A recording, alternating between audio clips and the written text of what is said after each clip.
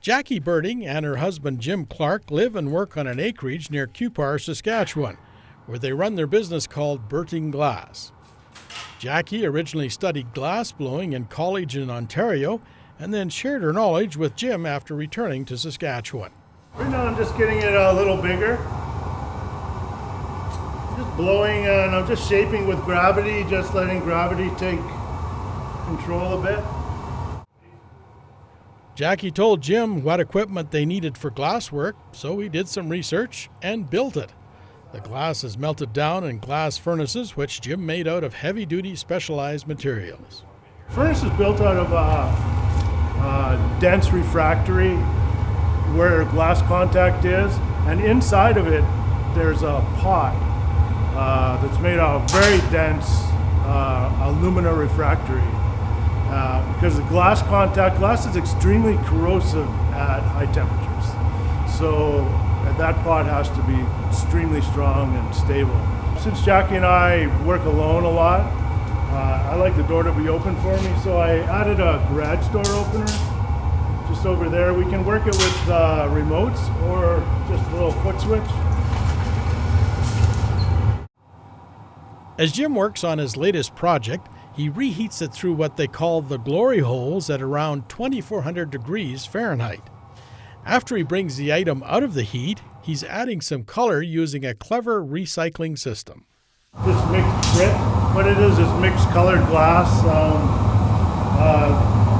It's basically all the color that we use, some was left over, so we just make a big mixed pile.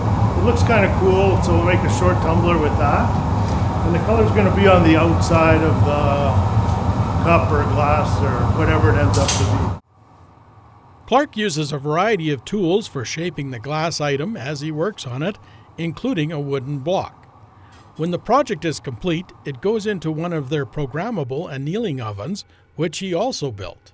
So basically you'll put a program in and run that program at the end of the day, and by the next day it's down to room temperature and we're ready to take them out. Here at Berting Glass, they make a wide variety of glass items, including everything from fruit to curling rocks. Jim says annealing is important to make sure the piece lasts a long time and the glass isn't tight or stressed. We don't really want a glass like that because, it might look good shipped out of here, but if someone's got it in their window and there's, some heat on one side or something, it could break the piece. So we want to make sure that they're well annealed for a specific amount of time. They're all definitely programs that have worked in the past and they work good now. When Jacky Berting came back to Saskatchewan after college, she didn't have all the equipment needed for glass blowing. So she started working with a jeweler's torch and some glass rods, and at this point a friend challenged her to create a large glass wheat field. And I said that there's no way that could be done. It's, that'd be impossible.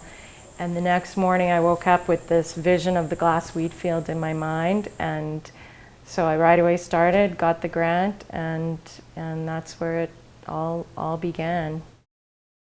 Jacky ended up creating a 400 square foot wheat field with 14,000 stalks of waist-high wheat as a way of encouraging farmers. That one project over 20 years ago has created demand for her glass wheat, which continues to this day. I'm forming a ball in the flame, and then when I apply it to the other glass rod, I pull it and form the kernel. Of course, not everyone is interested in purchasing a 400 square foot field of glass wheat. Jacky now markets her glass wheat in a variety of smaller formats. So I ended up starting to make little bundles of wheat, and it sort of expanded into framed wheat and other little setups, and we do like all sorts of corporate gifts, and it's almost like the perfect Saskatchewan gift for guest speakers, for when the royal family comes. It's been given to pretty much everybody. Multiple organizations have asked Jacky to create special awards for various events. But when it comes to individual customers, she has her pieces priced to be affordable for almost anyone. For the glass wheat, it ranges from probably retail, the lowest costing thing would probably be around $18. And then some of the largest frames are in the $300 range. Even if wheat is not your main area of interest, Jacky and her husband Jim Clark have a display area where you'll probably find something you'll like, whether it's a unique set of badland vases or realistic-looking prairie flowers, including crocuses and prairie lilies. But Jacky says everything is based on wheat in one way or another. Just because it was, as a kid, just running through the wheat fields, it gave me such an incredible feeling. And that feeling really inspires me, you know, that feeling of freedom inspires the work that I do. So it sort of all revolves around that.